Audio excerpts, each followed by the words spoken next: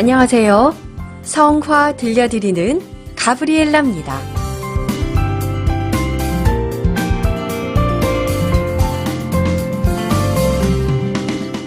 10월 18일은 루카 복음사가 주길입니다. 주길을 맞은 루카 형제님들께 주길 인사드려요. 항상 건강하시고 기쁨 속에서 신앙생활 하실 수 있도록 기도합니다. 10월 성화 들려드리는 가브리엘라에서는 15세기 플랑드르 회화를 대표하는 로지에 반 데르 바이덴이라는 작가가 그린 성모 마리아를 그리는 성 루카를 감상하시겠습니다. 먼저 작가에 대한 얘기를 하고 그림을 설명한 뒤 묵상하겠습니다. 작가 로지에 반 데르 바이덴은 얀 반 아이크와 함께 15세기 북유럽 르네상스를 대표하는 작가인데요. 이들의 그림 주제는 거울에 비친 것처럼 생생하게 그리기였습니다. 얀 반 아이크는 고딕 양식을 이어받아 표현의 자세함 가운데 감정을 막도록 한 게 특징이었고요. 이와는 달리 바이덴은 정밀한 가운데 뜨거운 감성을 작품 속에 녹여냈습니다. 앞서 바이덴은 15세기 플랑드르 회화를 대표하는 작가라고 말씀드렸는데요. 플랑드르는 오늘날 네덜란드와 벨기에 지역으로 이탈리아와 함께 회화의 양대 산맥이라 할 수 있습니다. 렘브란트, 루벤스, 베르메르를 비롯해 많은 대가를 배출한 곳이기도 하지요.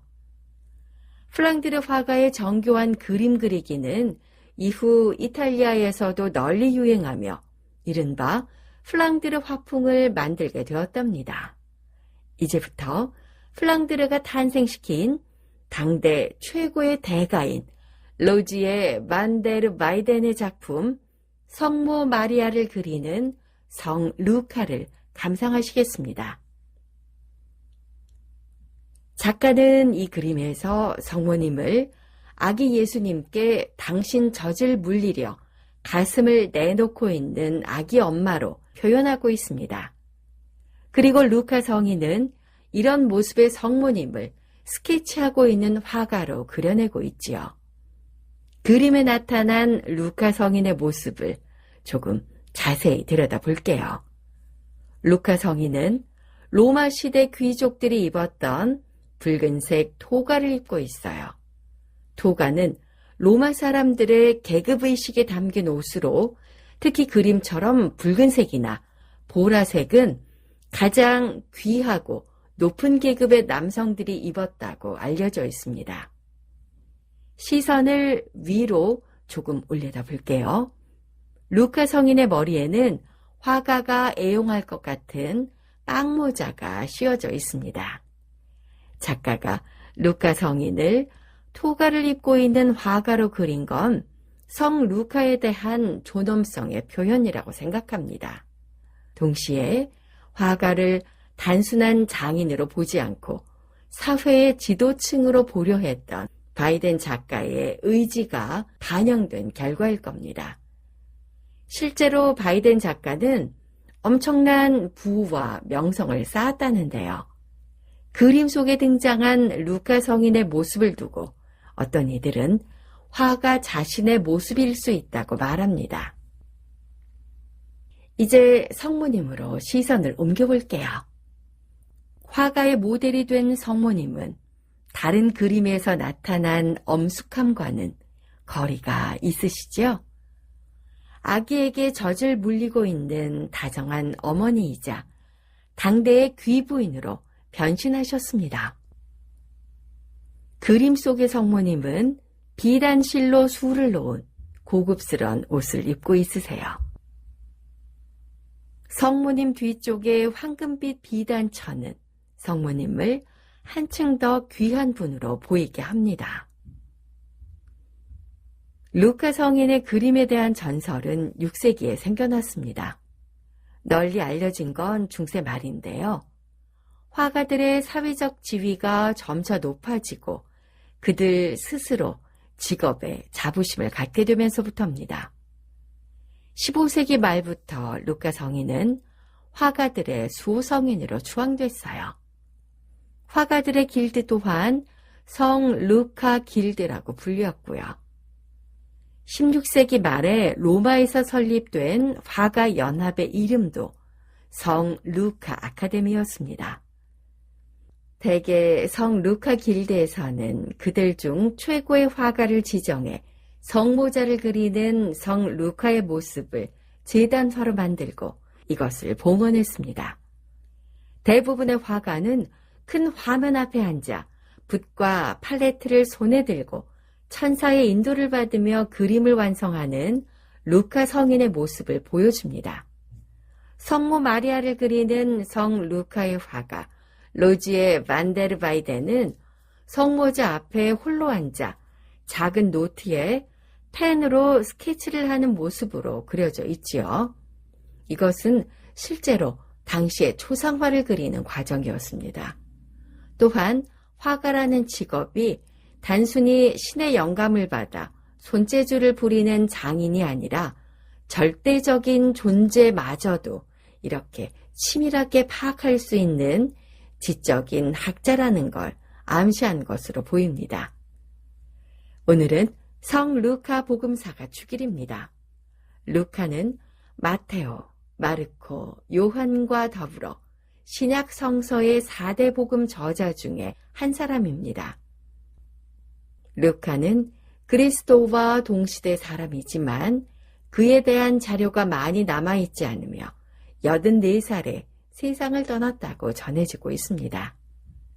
바오로 성인의 콜로세 신자들에게 보낸 서간에는 사랑하는 의사 루카와 데바스가 여러분에게 인사합니다 라는 구절이 있고 필레몬에게 보낸 서간에도 나의 협력자인 마르코와 아리스타르코스와 데마스와 루카가 그대에게 인사합니다 라는 문장이 있지요.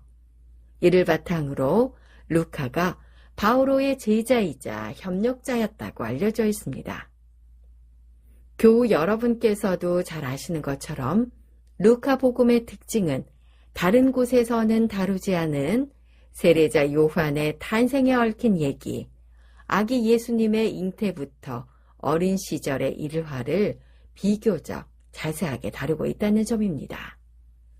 가브리엘 대천사가 성모 마리아께 아기의 수태를 예언하는 성모 영보, 엘리사벳을 방문하는 성모 마리아, 아기 예수에게 경배하는 목동 등은 루카복음만이 전하는 일화들로서 이후 성화의 주요 주제가 됐습니다.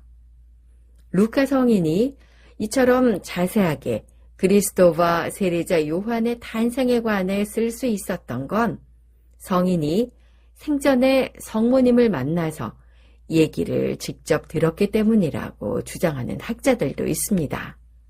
또한 화가였던 루카 성인이 성모님의 모습을 직접 그린 작품이 15세기 말까지 콘스탄티노플에 남아 있었는데 그 뒤에 파손됐다고 하는 설도 있습니다. 이로 인해서 루카 성인은 의사뿐만이 아니라 화가로도 여겨지게 됐습니다. 의사의 수호성인이자 화가의 수호성인이기도 한 루카복음 4가 축일인 오늘 루카복음 10장 1절부터 9절까지를 읽으며 다음과 같은 생각을 해봅니다. 예수님께서 제자 구인 광고를 내셨다고요. 이 광고는 수확할 것은 많은데 일꾼은 적다라는 문구로 시작되고 이어서 여러 조건이 제시됩니다. 오늘 제1독서 티모테오 2서 4장 10절부터 17절 니은까지는 이렇게 선발된 제자들인 루카와 바오로 사도가 전교 여행을 하면서 전해온 글입니다. 함께한 동료들 가운데 많은 수가 떨어져 나가고 어떤 사람은 해를 끼치기도 하고 또 재판정에서 변론을 도와주는 사람이 하나 없다는 소식이었죠. 오늘 복음이 이야기하는 이리떼 가운데 보내진 양들의 처지가 된 겁니다. 그럼에도 바오로 성인은 주님 안에서 복음을 끝까지 선포하기로 다짐하지요. 이런 바오로 성인 옆에서 마지막까지 남은 루카 성인이 있습니다. 두 성인 모두 예수님께서 내신 구인 광고에 합당한 모습을 보여주는 듯해요. 예수님께서 72 제자를 파견하시는 오늘 복음을 읽고 또 그렇게 파견됐던 루카복음 사가의 추기를 지내며 파견된 제자로서 우리는 어떻게 살아가고 있는지 살펴봐야 하지 않을까요? 제자로 파견된 우리도 우리 능력이 아닌 그분의 능력을 체험하고 공동체와 함께 큰 기쁨 안에 머물 수 있으면 좋겠습니다. 그러기 위해 전적으로 하느님 섭리에 나를 내맡길 수 있는 믿음과 언제 어디서든 평화를 나눌 수 있는 온유한 마음, 그리고 하느님 섭리를 기쁘게 볼 수 있는 깨끗한 눈을 지닐 수 있도록 주님께 필요한 은총을 함께 청하면 좋겠습니다.